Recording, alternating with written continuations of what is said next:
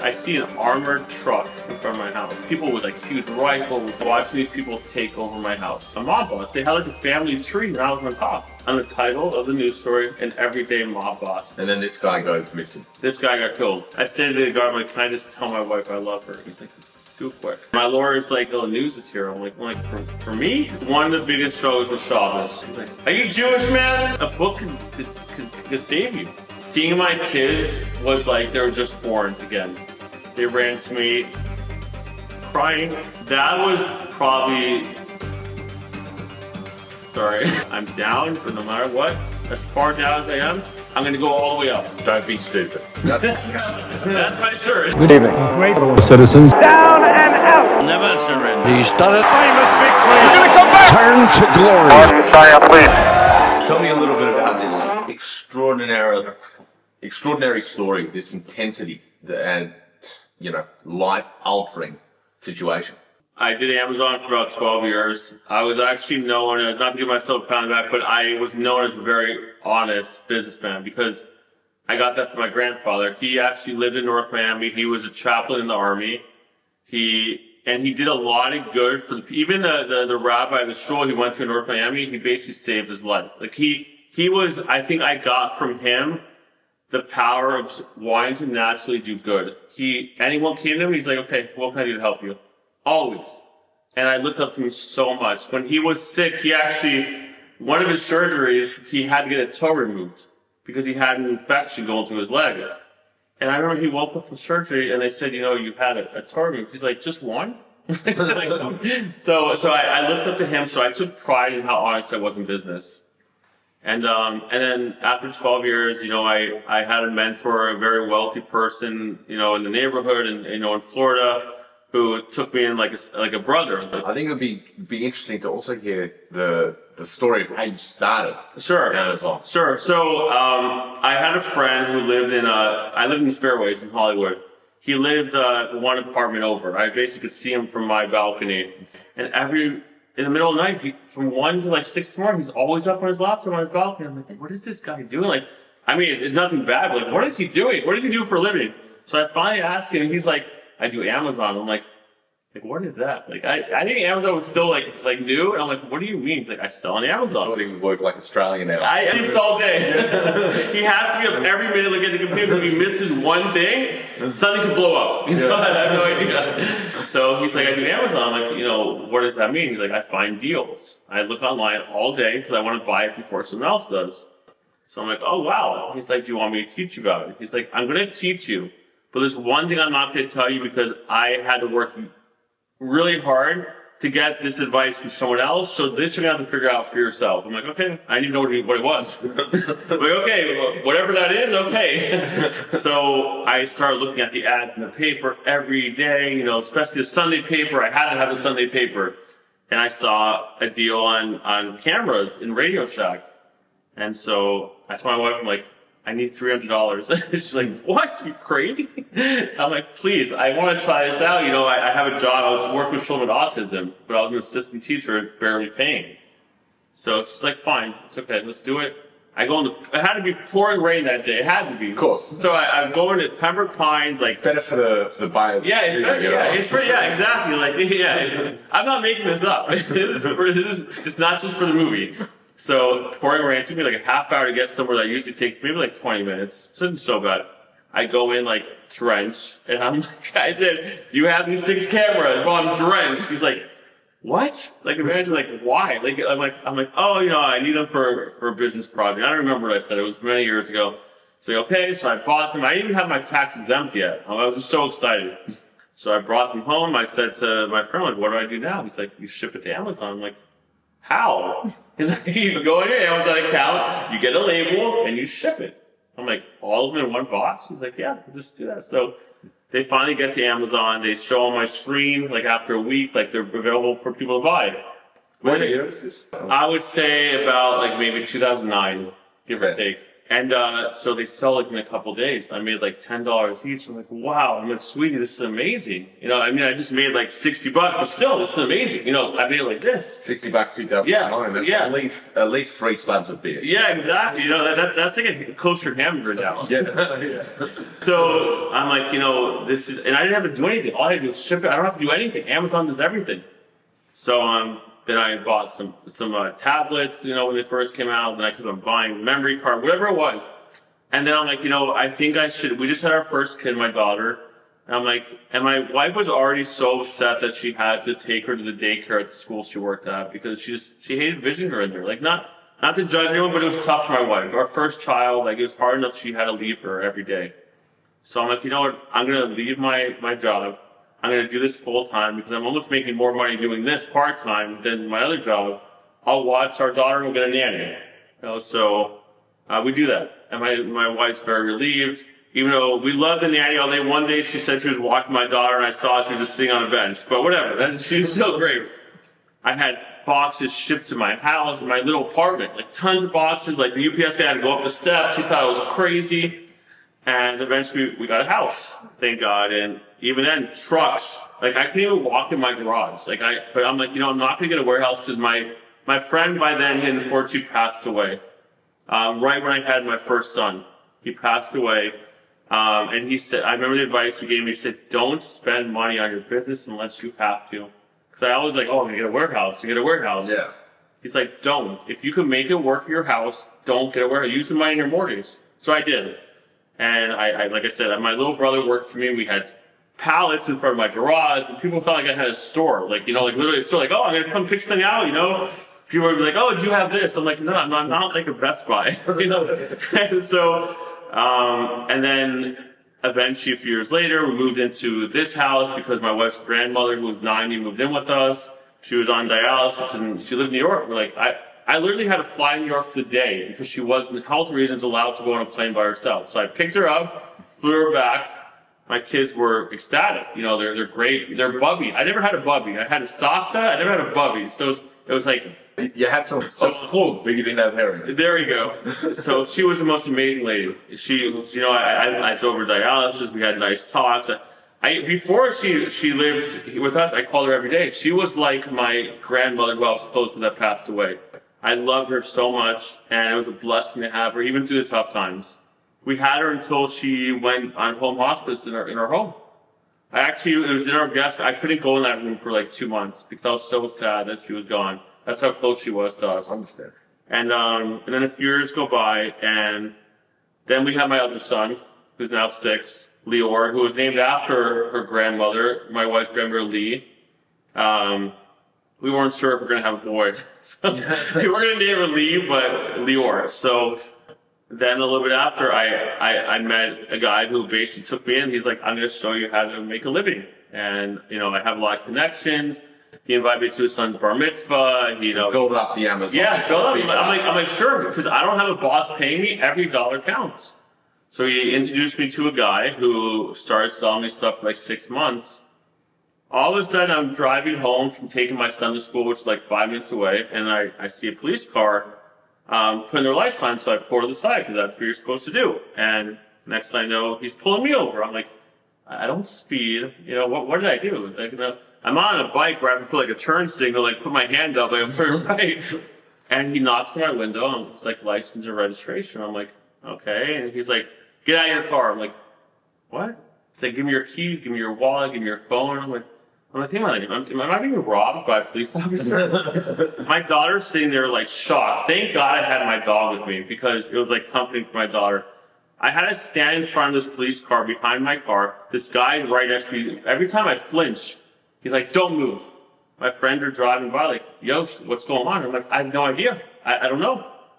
Next thing they say, where's your wife? I'm like, she's at the gym. They went to go get her. They took her phone. Before my wife got to me, they're like, follow us to your house. I'm like, okay, what's going to happen next? I see an armored truck in front of my house and tons of police cars, people with like huge rifles and big guns. And I'm looking at this truck, armored truck. I'm like, is that for me? Like, am I going in there? Like, what? Like, I'm about to like get all like white and pass out while I'm driving. I'm My daughter's Do you have any idea what's going on? No idea. I didn't even know if it was about. I had no idea about nothing at all. And I'm just like looking at my daughter. It's okay. Don't worry. She's freaking out.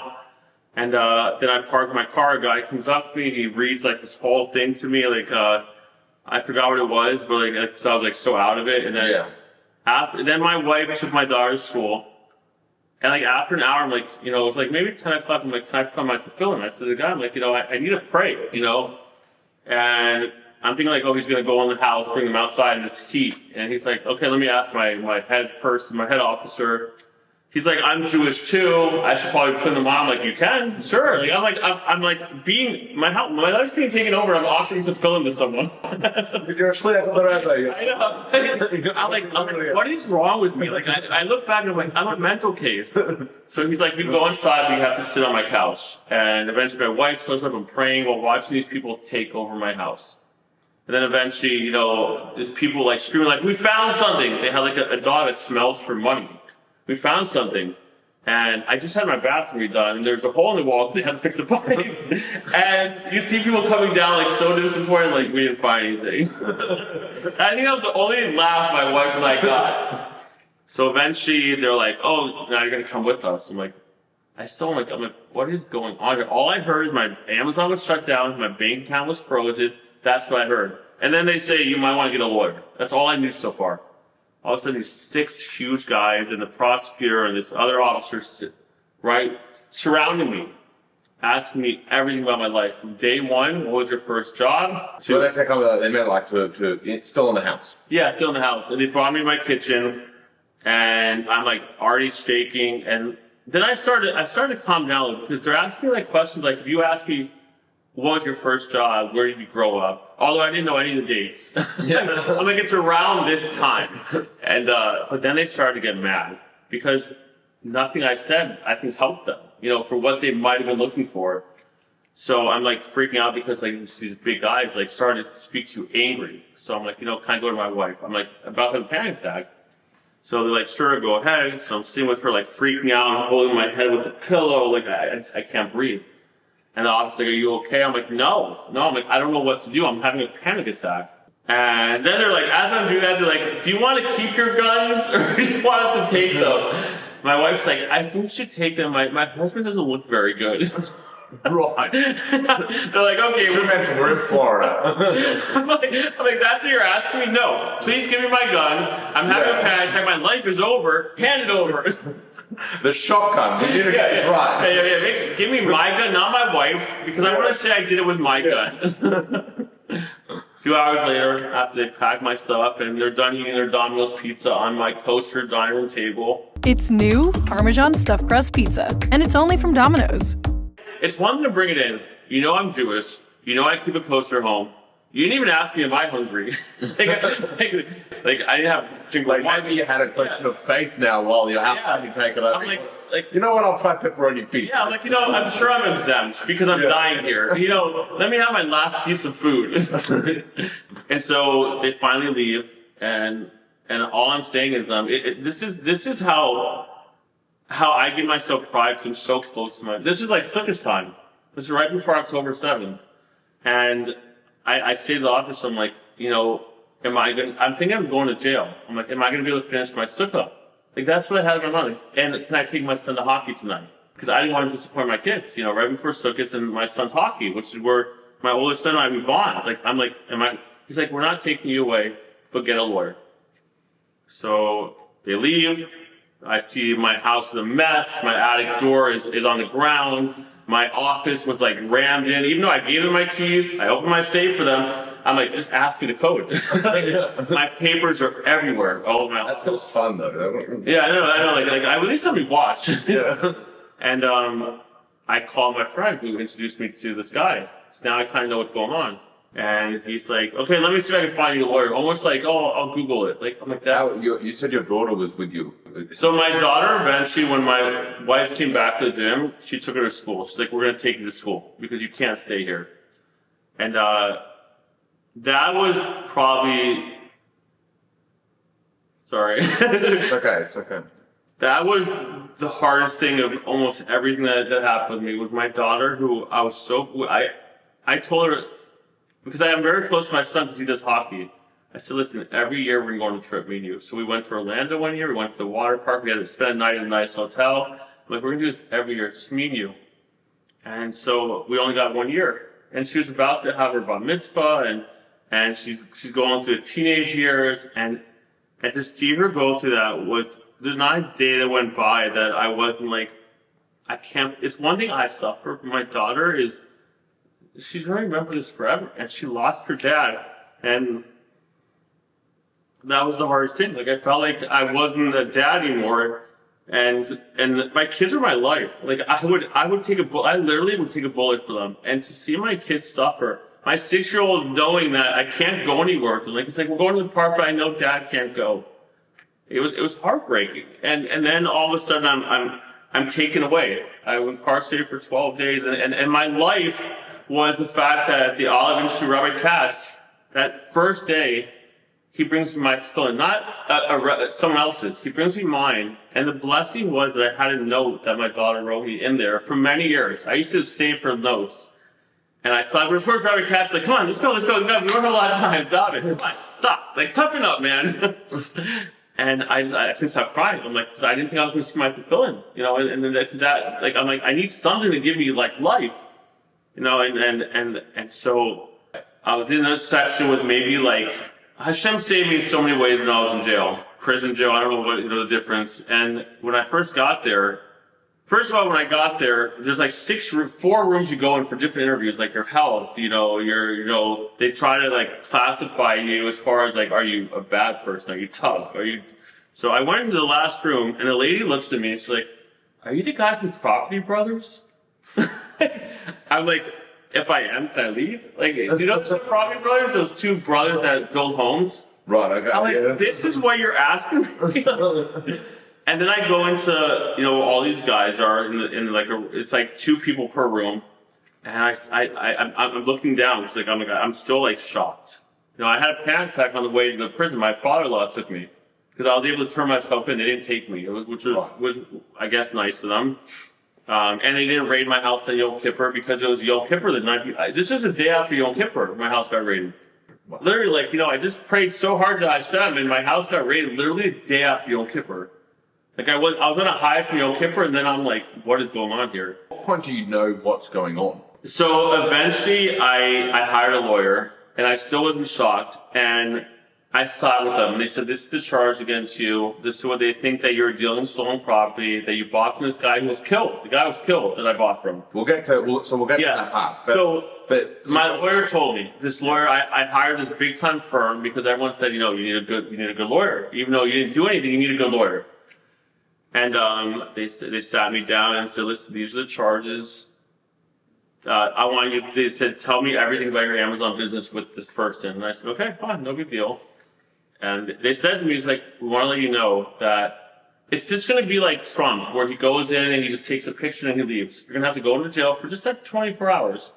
And then a week before I had to turn myself in, they're like, it might be 3 days. And I'm like in my closet on the floor, like freaking out. My wife's, you need to calm down. Like, I didn't know what I was going to do to myself. Like, I was freaking out. Like, literally on the floor, I'm like covering myself, like maybe I'll disappear. Like, a kid puts thing over them, like, you can't see me. I'm like, I'm trying to disappear. Freaking out. I had a panic attack on the way to jail, after they told me, and they told me, and I'm like, this doesn't make sense. I didn't do anything wrong. Like, I told them the whole story. I'm like, I've been doing the same thing for 12 years. Buy goods, sell them. Buy goods, sell them. And I always get a reference. Like, I don't buy from just anyone. Like, you could ask anyone in the business. Everyone knows me. Like, what is going on here? And to backtrack, the police said they stole millions of dollars worth of stuff from different counties. I'm like, I said to the police, I'm like, that's not true. There's no way. How does someone rob a truck? How does someone rob and steal so much stuff? Like, this was tons of stuff. I'm like, how is it? Sopranos. Yeah, like, how is this possible? Like, maybe like one pack of gum or like. I'm like, no way. This is even possible. Like, I couldn't fathom it. So when they told me, like, I'm just like in shock for like a couple weeks until I have to turn myself in. And I'm still like shocked. And then my friends tell me, we saw you on the news. And my first thing was, wait, you guys watch the news? And I just couldn't, I was a mob boss. They said I was literally a mob boss. They had like a family tree and I was on top. You were on top of the family tree, not family tree. Yeah, I was on top, literally on top. Like, The news story was all about me. Joshua Markell hired these people to go rob stores, then he sold on Amazon, and now one of the guys is killed. They never said I killed him, but someone was killed, and literally a picture of me on top. So when you said RICO case, you mean that they genuinely thought, not they used the RICO to try to convict you, they genuinely thought you were running a mafia? Yeah, they literally said I'm the title of the news story, an everyday mob boss. Like and it's funny because my friends are like, if anything, your wife could be a mob boss, not you. Like you don't even know how to shoot a gun. You just have one. Like you're not like that. Like you're not even smart. Like my friends are joking. Like, you're not even smart enough to be a mob boss.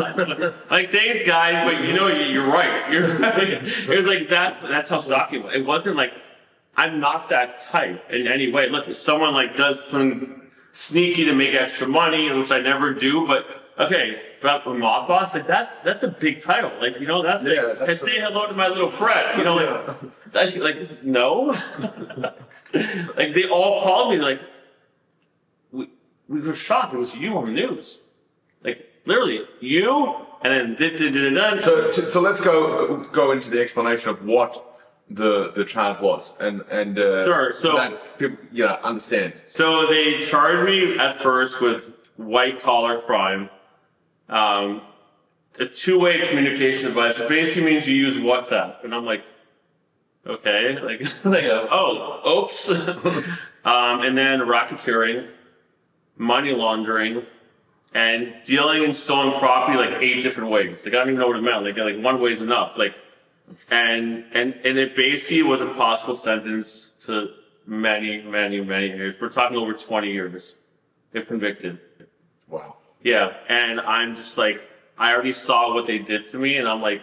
And what did they think you had done? Like, in actuality... So they thought that I hired these guys to go to stores, rob the heck out of them, not just like rob one piece at a time, like basically grab as much as they can and bring it to this guy's house, who I then bought it from. For some reason, I wouldn't just buy it from him directly. I was like, oh, why don't you stop this guy's house first? And then he would sell it to me, and I'd sell it on Amazon. And then this guy goes missing. This guy got killed. Do you know what happened there? So I was actually, one of my restrictions, I wasn't allowed to use the internet. Not that my therapist, like I went to therapy for the first time. Fair enough. I even went to the group therapy. I did everything because I'll tell you one thing, and we'll go into it later. Is that when I wasn't allowed to drink, so I had no way to relax. Is that you need someone to talk to. You have to talk to someone, and it's great to have your friends, but you need someone who's not biased and someone you can just speak to and say whatever you want without thinking about or getting stressed about someone's opinion. Mm-hmm. So that helped a lot. And those were the charges, and the guy was killed, and I was sad because he was like a friend to me, this guy, because he came to my 40th birthday party. I thought he was a good dad. He was a single dad, 3 kids. He took him to dentist appointments, he took him to school. And you said you were buying product from him for half a decade? No, for 6 months. Oh, 6 months? Yeah, just 6 months. 6 months? Just 6 months, yeah. Just 6 months. No. And I'm like, oh, okay. And I'm like, this is still crazy. And then you know what happened to it? I mean, they shot him all into his house. Like, they literally shot bullets. Who's they? Do you have any idea? I saw a video, but people have masks, it's at night, and that's all I know. Like, I don't, like I said, like, I eventually, my therapist like, focus on you. Even if you could go on the internet, it's almost a blessing. Like, Hashem brings you stuff to protect you.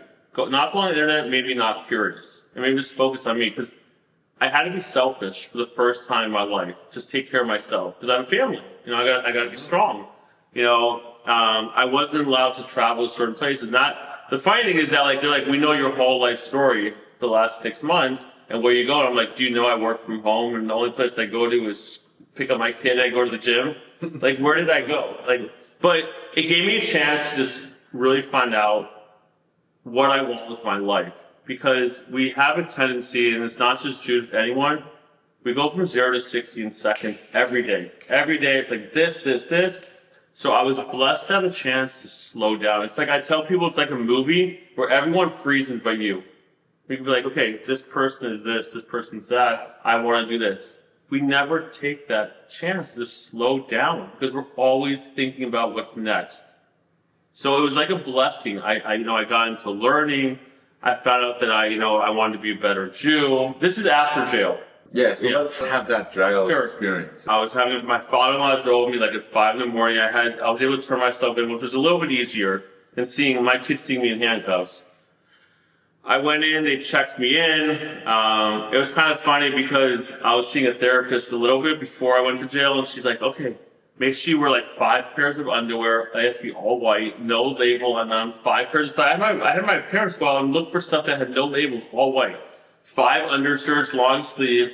And when I got there, they're like, take off all your undershirts, only 1 pair of underwear, 1 pair of socks. I'm like, oh, great. And that they're really sweaty because you went I'm like, okay, fine. At least take the top one. Yeah, I'm like, fine, whatever. I'm like, okay. And then I walked into this cell with, maybe like 30 guys, 2 per room. My head down, I'm carrying this big mattress. And I walked to the first one that's available, and it's not in good shape. The guy in there is not keeping it very clean.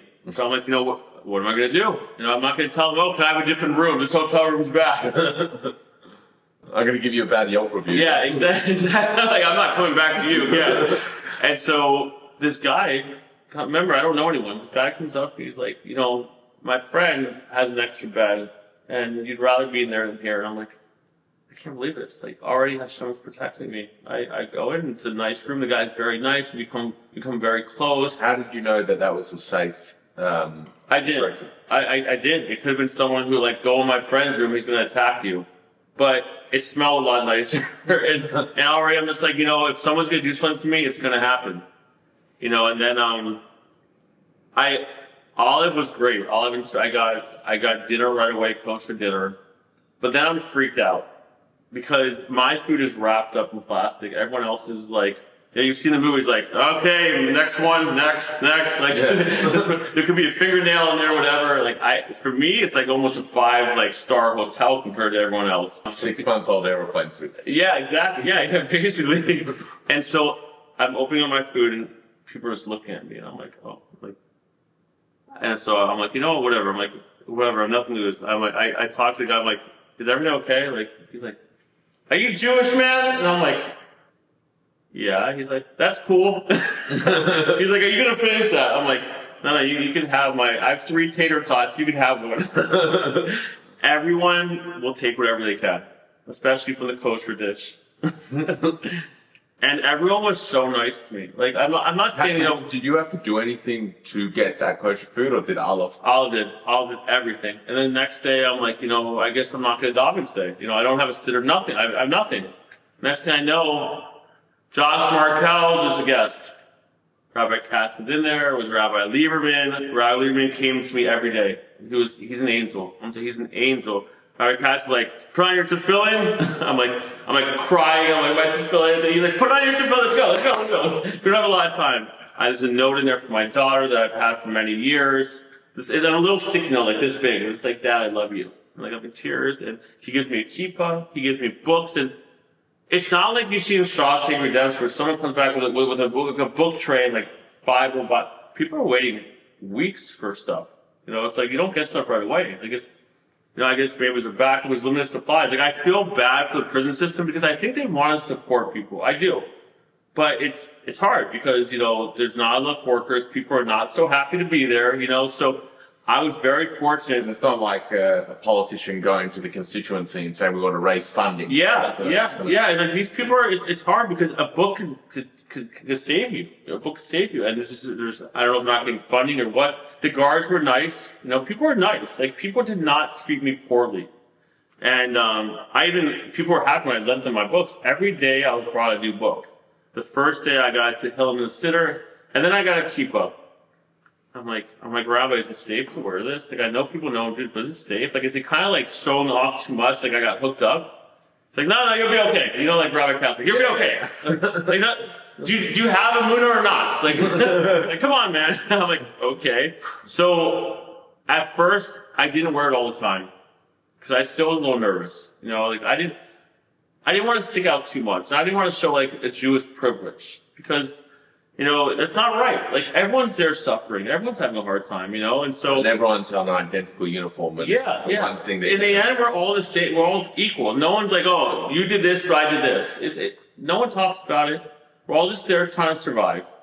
And so then I started davening. People like, even when they come in my room, they walk out to let me daven, which is like another gift from Hashem.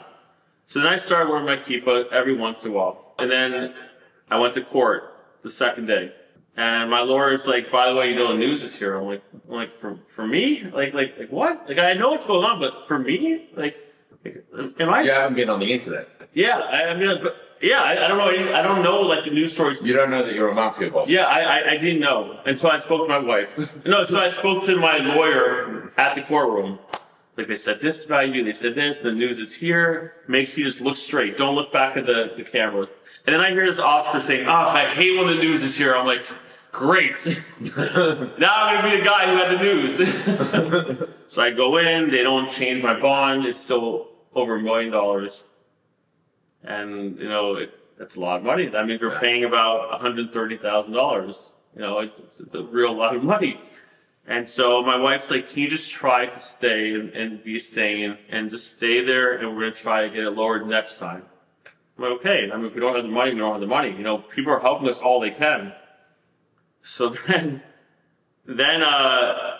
we wake up one day, me and, you know, I've gotten a little bit close to these guys. So what happens for you to have to post bail? Like, you get arrested, but you're not convicted. They gave me a bond. They said, you know, you have a bond, but it's very high. Right. So like the country. It's nothing I said or did. They just, with my case, they said you get a bond, but it's very high.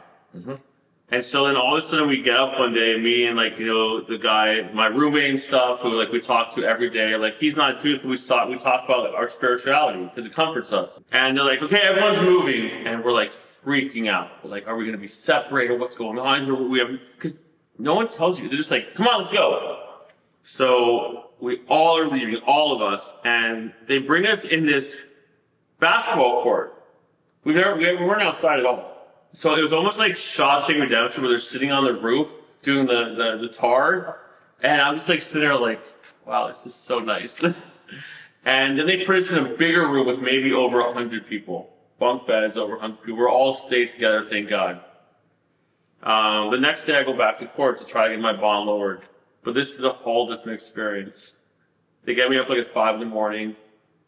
I get shackled like this, like I have in my hands, like big chains, you know, and they put me in one of those buses that like get police escorts, and I'm just like, and I'm almost like laughing when I'm on this bus because I'm like, Hashem, I cannot wait. I can't believe, like, what am I mean, it's almost humorous. Like, Hashem, what are you putting me through? Like, I'm shackled. Like, what is going on here? They take us all out. We put us in the basement where it's freezing. Oh. So there's these two huge bald white guys with me. And one of them said, you know, it's cold there. You can have my undershirt. He literally gave me his shirt off his back and said, wear this because it's cold. I'm like, I can't believe this. Like, Who is this guy? Just a guy. Like a guy who I spoke to and whatever. And he's like, here. He's like, you know, you're a good guy. I've been there before. It's very cold. Here's my shirt. I'm like, I don't know how to think because it was freezing. It was freezing. Then eventually they call me. I go upstairs to the courtroom. I see my wife, a bunch of rabbis, my family. I'm not allowed to look at them. I look, but I say to the guard, I'm like, can I just tell my wife I love her? He's like, it's too quick. I tell her, and then they lower the bond to $800,000. I'm still upset because because my lawyer's like, this should be like $300,000 at most, based on the numbers.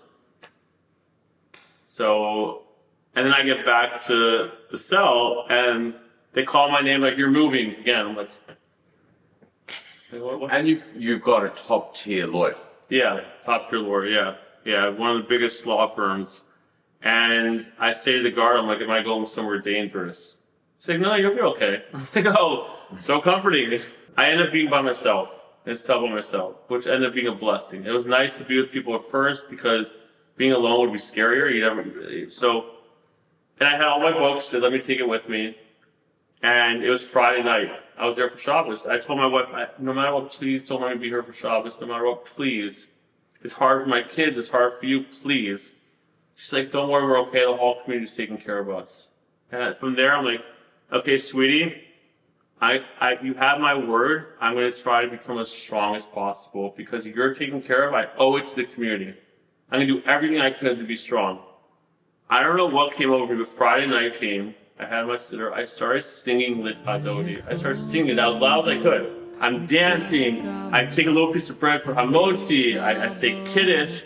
I don't know what got over me, but I felt like, Hashem, I know you're here for me. So I'm going to show you that no matter where I am, I appreciate it. I started singing. I don't care who hears me, nothing. I picked a tune for Lecha Dodi and I just felt great. I felt great that Friday night. And then I started saying the whole book of Tehillim every day. Wow. Every day. I couldn't go to sleep without saying the whole book. I said it 8 times in the end.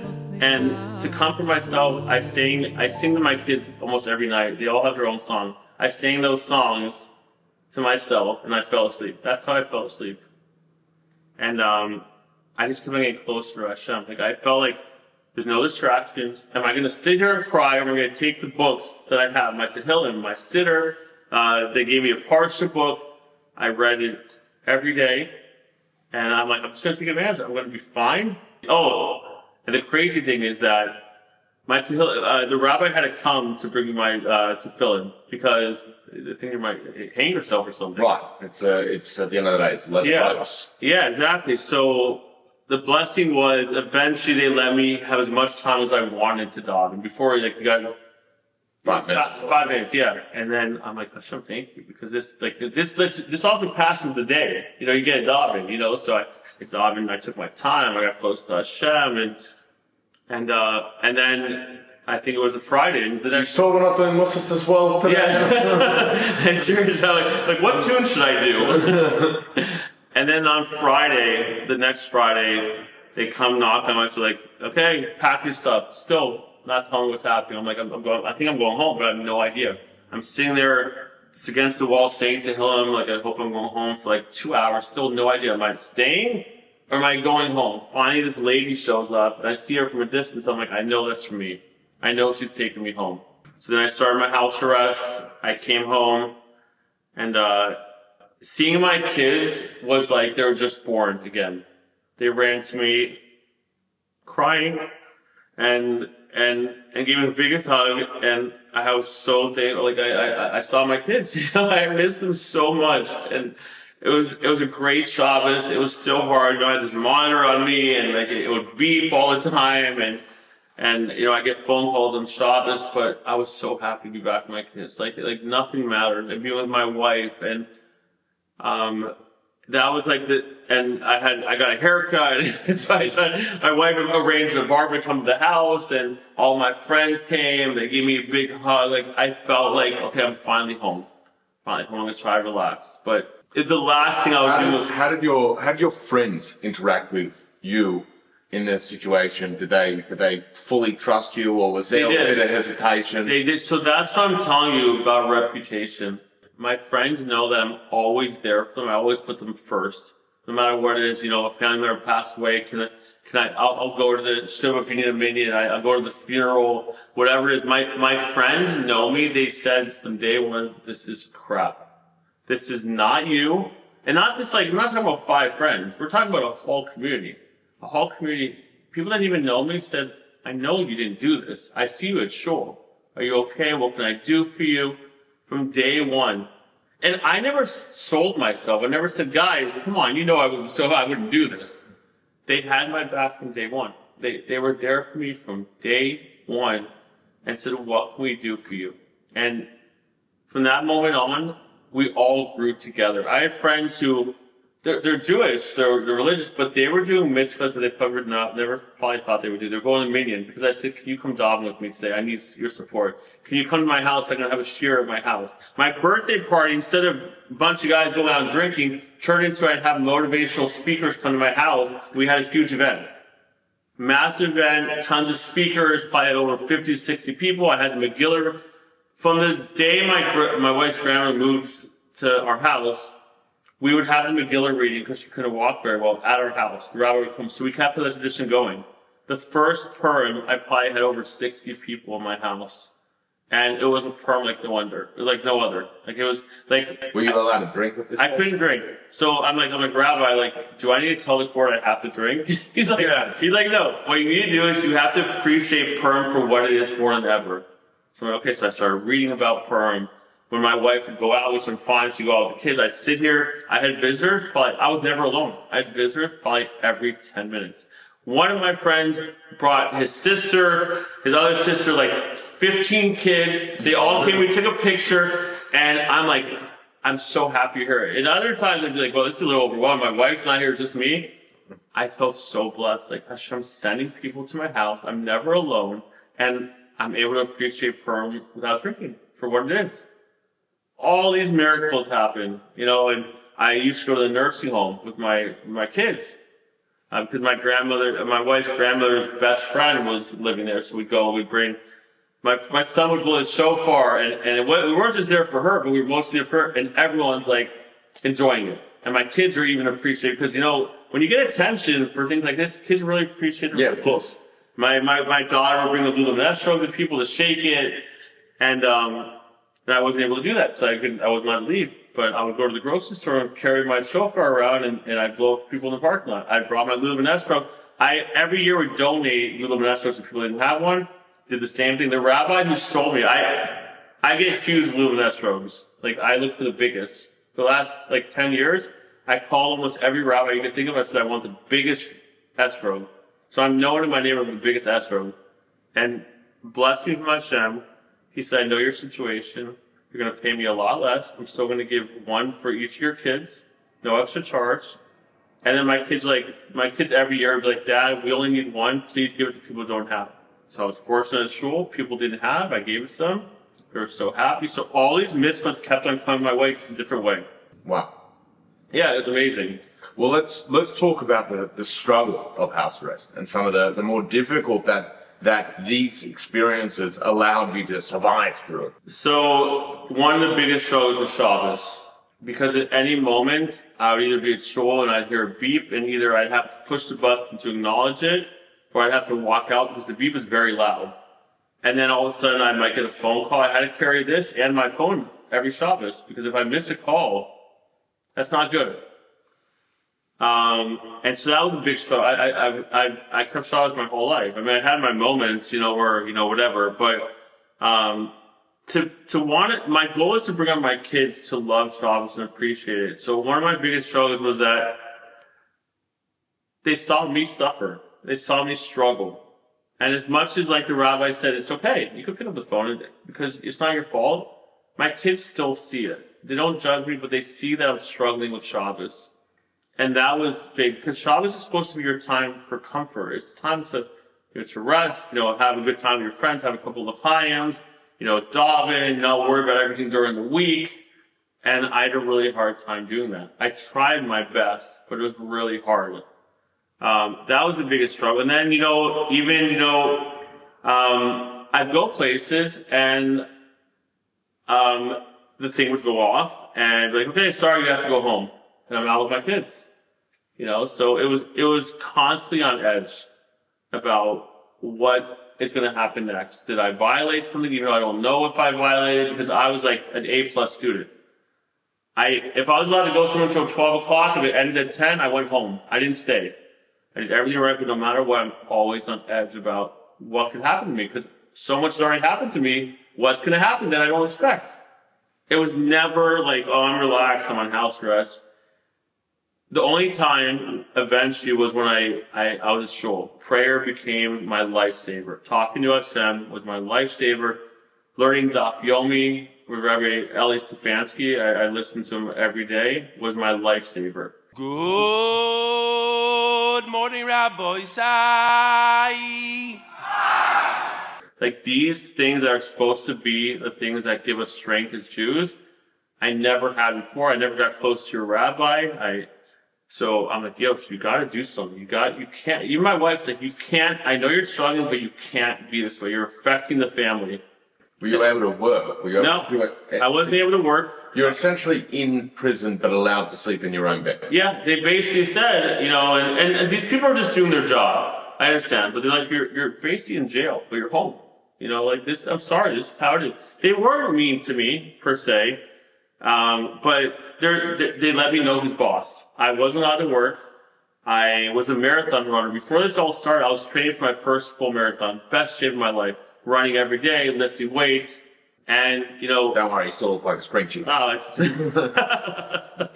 all the right things to say. So my family got me a treadmill, but it's not the same. It's like I'm used to going to the beach at 5 a.m. when the sun's down and finish my run when it's up.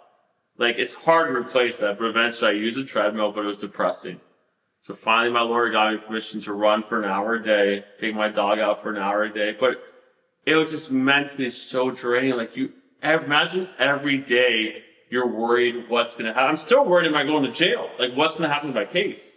I'm worried about my house arrest on Shabbos or even during the week. Are they going to come visit me and say I did something wrong even if I didn't? That's what happens. So yeah, exactly. And am I going to be patient with my kids? Because it's not anything they're doing, but everything bothers me.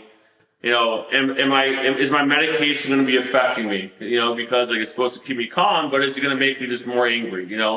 Am I not going to be, are they going to say, you're allowed to do this, but now you can't? Am I going to go to court and they're going to say, by the way, we're putting you back in jail? Like it's, you have faith in Hashem, but you're only human. I'm not a Navi. I'm not just like, everything's for the good all the time. And it means I'm going to be great no matter what, It went off on Shabbos. There are times where I'm like, sweetie, I'm not going to answer the phone. I wanted to show Hashem that I have a munah. But then the rabbis are like, what's going to happen? They're going to come get you. You're going to have to break Shabbos by going in their car. You're going to have to fill out paperwork. Like, no, it's not worth it, And so I just kept on telling myself, even through the struggles, I'm going to get stronger. I'm going to get stronger. No matter what, when I'm down, I'm going to get up even stronger. I'm going to get even higher. And that was my goal no matter what. I'm down, but no matter what, as far down as I am, I'm going to go all the way up. Was Aleph there during this period? Aleph was there every day. I need to make a phone call. They were there to, Rabbi Katz, for example, would be like, did you call the OL today? I'm like, no. He's like, do you want to be okay? I love his passion for religion. Like, I needed that. Like, I believe in tough love. Like, with my kids, I'm like, guys, you don't talk to someone like this. I don't beat them, but I'm like, this is just respect. Like, when it's stuff that's important, I believe in tough love. Rabbi Katz, like, do you want to be free? Call the oil. What are you doing? You don't want to break Shabbos? So tell them. Tell them you don't want to break Shabbos. And we'll try and see what happens. And Rabbi Lipsker, I so much support all the time because I needed that. I had my lawyer who comforted me with the case per se. I had my therapist. But religion was what I needed. They didn't understand the religious part of it. So that's where Olive was my lifesaver. They understood how I felt in the religious aspect.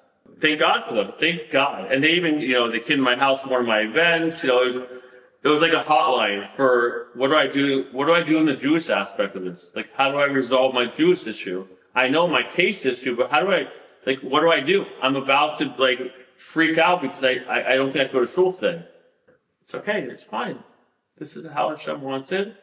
We're going to try to fight. We're going to try our best. So thank God. From day one with the kosher food, the Tehillim, the Siddur, the books, Olive was there for everything they said they would be there for. And thank God, I need that. I needed someone who understood my side of it, the Jewish aspect. And would you say also in the personal aspect, the caring about you? Your lawyer has to be there for the case and cares about that. The psychologist, it's their job to work on your mental health, but and tell me if I'm wrong on this, but how much does Aleph try to ensure that you're taken care of as a person as well as a religious side? Yeah, Aleph makes, as far as I felt, everyone is a separate individual where they they take care of you based on your needs personally. It's not like, okay, well, like we said before, like you're not just a number to Olive. They care about you when they're talking to you. They focus on you as a person, not, oh, well, we have this other case that this and this. Okay, what can we do just for you? Do you need therapy for your family? Everything was about me, which I needed to be selfish. I needed someone to treat me like that, and that's what they did. It was all about me when they spoke to me. What can we do for you? They don't want you to suffer in any way. Like Rabbi Katz, like I said, I got very close with him especially. He's like, no Jew should suffer. None. And I didn't understand that until I started speaking to Olive, because they're so passionate about even one Jew. They help many, but every Jew counts. And I took that on. Every Jew is important. With October 7th, every Jew, is, whether they're dead or alive, even one we need to save. And that's how I felt every time I spoke to them. And what about your family, your children? Like I said, my daughter was very tough. My boys were kept busy. They knew what was going on. I'm talking about from an Olive perspective. So they didn't affiliate themselves that much with Olive. It was just really me. My wife got a job, so she didn't really speak to Olive much. A couple times my wife spoke. I didn't want to do the family services. Or... No, they offered it. They offered, but she was so busy with her mental state and taking care of the kids that she wanted to try and not involve them as much as possible. And being on the phone with Olive or the lawyer or whatever, like that's getting the kids involved. Like her job was to focus on the family. Mine, she's like, do whatever you can to take care of yourself because I'll be okay. Which she's a very, very strong lady, my wife. She went through a lot as a kid. And families, everything. She wanted my kids to not suffer for a second. And that was her job. She made that her job. Make sure I'm taking care of my kids. Because no one can take care of the kids better than the parents. I mean, I hope. Yeah. Wow. Yeah. To anyone that's out there hesitant, or that's coming into a situation like this, that's hesitant about reaching out to an organization like Olive, what would you say to them? Don't hesitate. That you can't do it on your own. And you need to speak to people who have experience. You have to. It's like, you can't learn baseball by going to a football coach. Olive knows what to do. That's why when I didn't know anything about them. But when I realized what they do, I'm like, I have to speak to them. Because no one else knows. No one knows about the Yiddishkeit part of it. No one has dealt with people who are dealing with what I've dealt with. What's the point of not calling them? Even if you call them and say, sorry, you're not my cup of tea, you have to. Or you want to struggle and you want to just ask people's opinions? Nobody knows what you're going through. Everyone goes through pain, but call the professionals. That's what you have to do. And all of it, they've been through every type of situation. So why would you not call them? They're there. They're ready. It's like Hashem. Hashem's always there for you, but this is someone who's actually in person. Don't be stupid. Don't be stupid. That's my shirt. And now, at this stage of where you're at and what happened yesterday. Was it yesterday? It was or 2 days. The 11th, yeah, 2 days ago. 2 days ago. Tell us a little bit about that and that experience and and if you are a mob boss, because we still haven't determined whether you are or not. Okay, so I don't know. It's very funny you say that because I'm going to show you a video that I think will show on my phone that I had my friend make, just because it kind of make humor out of this. So I was a little anxious, but I wasn't as bad as I thought I would be going to court that morning. My lawyer comforted me a lot, and I knew this was the end, but I was still, that week before, I was a wreck. I was a wreck.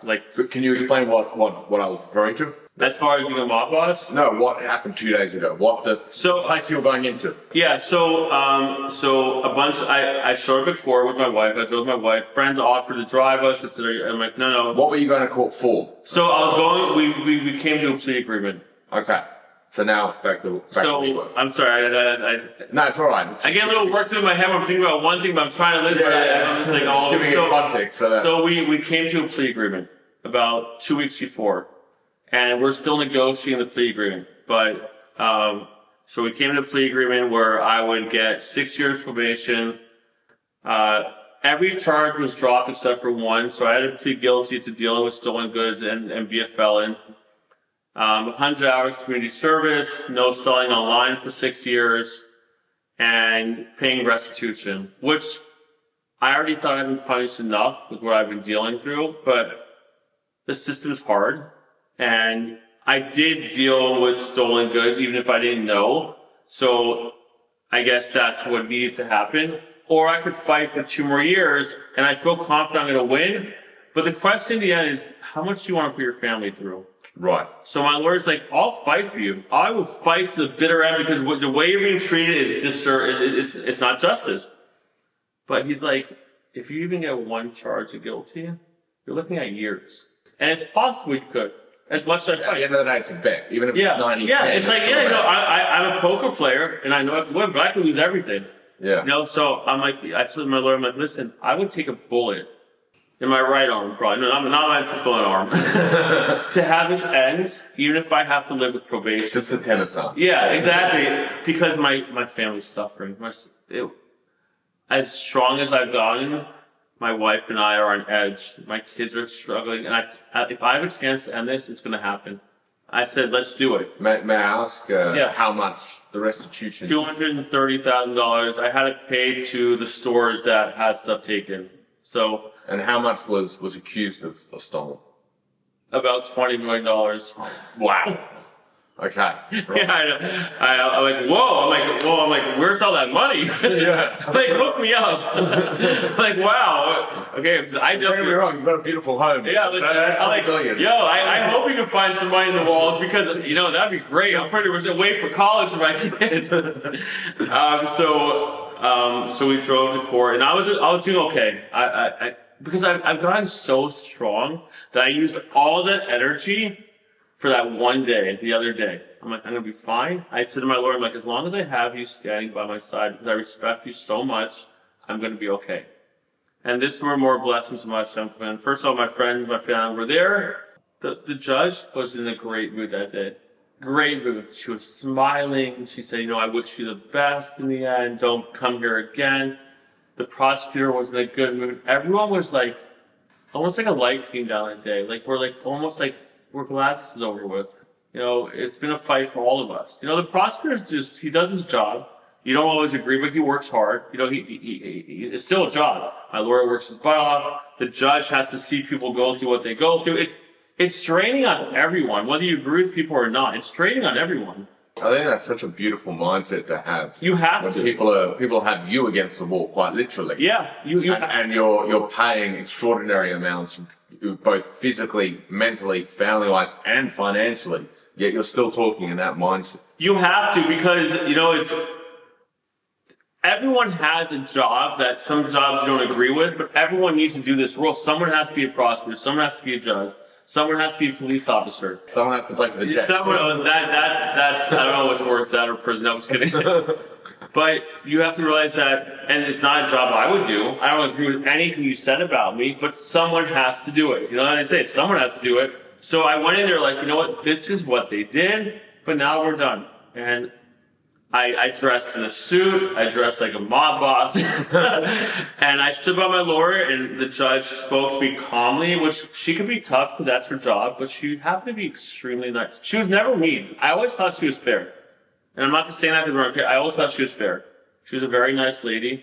And considering, what you could expect to go into a courtroom, like they're going to yell at you, treat you like you're nothing. She was very nice that day. It was a blessing.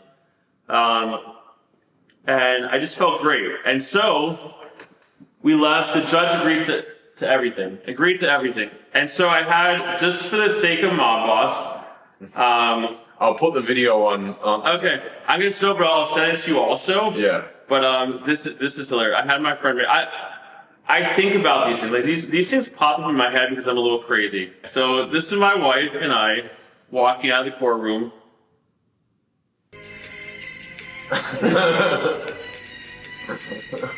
So we're dangerous paradise. I have to. And then, I follow Rabbi Stefanski, so his big thing is, good morning, Rabbosai. So outside the courtroom, I was standing with my friends behind me, and I'm like, good morning, Rabosai. And people are like looking at me like, what the hell is wrong with this guy? Like, is he there for drug charges? Because he sounds like a crackhead. And my friend's like, and I sent Travis Stefanski. He posted today. He was in his share today. Oh, really? Yeah. Good morning, Rabosai. I mean, his lawyers and everybody. I'm telling you that I knew a heavy weight was on me and my wife. Like, obviously, we went through hell. Like, there's no doubt, as strong as we got.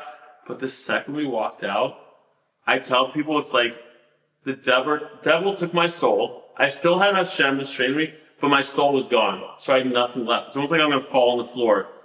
I got my soul back, and my wife and I went out that night, and I was being goofy, and I even ran into some friends, and she's like, you're being embarrassing. I'm like, wait, do you want the depressed Yosh, or do you want the happy Yosh? And she's like, you're right. So it all came back. Like, it's like Hashem gave it back. He took it all away and gave it back. It's like, I don't even have to wait to get it back. Like, I got up at 5:30 this morning, and I was energized, and I just feel great. What would you say that that's going to do for you, or you feel like that'll do for you for the rest of your life? I'm on a high for the rest of my life, and I already know it. It's not going to be temporary, and I'm going to be able to, like, for example, I'm going to go up to people and look in their eyes, and if they're going through pain, I could actually reach out to them and let them know it's going to be okay. And that is one of the greatest gifts someone like me, who takes pride in helping people, who can't give as much tzedakah. I hope I make my parnasa again, but I could look in people's eyes and they could trust me again in a different way. Not because of business, not because I'm a good friend, but anyone. I could just go up to them and they could trust me and feel good. I can make a difference on anyone now with such confidence. And if that's not a goal in life, then I don't know what is. So it's going to change my life forever, no matter what, in a connection with Hashem, but helping people move forward. And that is my goal. And now I know as a Jew what my goal is from Hashem. I was helping people before, but now I can help with Hashem right here with me and guiding me to that person. I'm a changed person. I'm the happiest I've ever been, even though I went through hell. I was content before, but now I'm driven. I was always good. My friends, I was the type who always was the life of the party, was always happy, helped, but now I'm driven. And now I finally realize, as a Jew, our job is to build our resume, because this is temporary. We're going to be up there one day. And I really believe that Hashem's going to ask us, what did you do? What did you do? And before it's like, I kept Shabbos, I kept kosher, great. It's not like a white picket fence family. Like you see in the movies, like, this is the perfect family. No, you have a job to do. Everyone's different.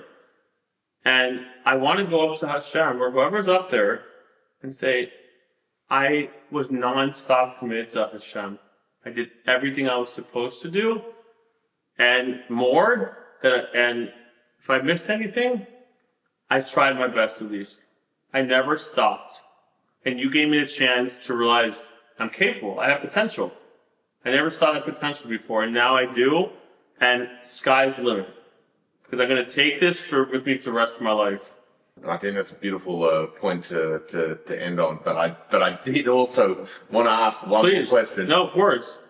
At the time, have you ever thought about what the actual mob boss has been thinking about seeing you on the telly as them? Like, he's probably looking like, no way.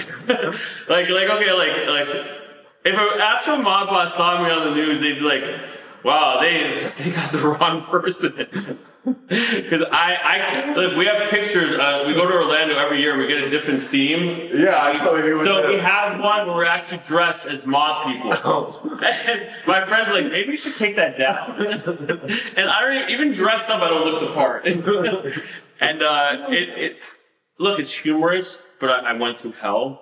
But I'm not a mob boss. I don't even have the ability to be. And it's what would you look? We've had a lot of laughs. Yeah, it's a very dark conversation. Yeah, and what would you say to that notion of trying to always have a laugh out of things and have positive? Sure. No matter what, we're only human. You could be down, but I saw the Biala Rebbe the other day. Yesterday, I went to him, and he gave me this advice: like, when you're upset, just go like this. And I'm like looking at him like what? Like this, like it's funny, you know? Like I'm like, okay, so now I'm just gonna do this every time I'm sad. You have the ability to be happy, even through the toughest times, because literally Hashem gave us the tools. Like we have a cheat sheet. Like my son the other day is like, Dad, I didn't read this book. Can I go online and just look for a summary? Is that cheating? And I'm like, well, it's not cheating, but I'd like for you to read the book. We have the opportunity to not always be happy, but to get a laugh and enjoy ourselves. You don't have to learn Torah any specific way. You don't have to be a good person any specific way. But if you're struggling, if you just talk to Hashem and you believe that you're able to get out of it, you can get a good laugh out of it and not feel bad. Like you're able to laugh. You can be happy. I wasn't happy, but then my friends would come and be like, yeah, oh, there's a mob boss, you know, we'll see you later. Oh, wait, no, we always know where you are. Like, you know, if you want to make the most of the light of things, you can. It's up to you, but you're not going to do it on your own. And it's okay to laugh. Because you're not going to, you know, it's not disrespecting your situation. It's trying to get through it. So you should always laugh. You should always be happy, especially if you have kids, you know, or you have good friends. When they joked about it, I'm like, thank you, I needed that, you know. Go ahead, laugh, because it's better than the alternative. Bloody oath. Thank you very, very much. Thank you. Really appreciate it. No, I appreciate it.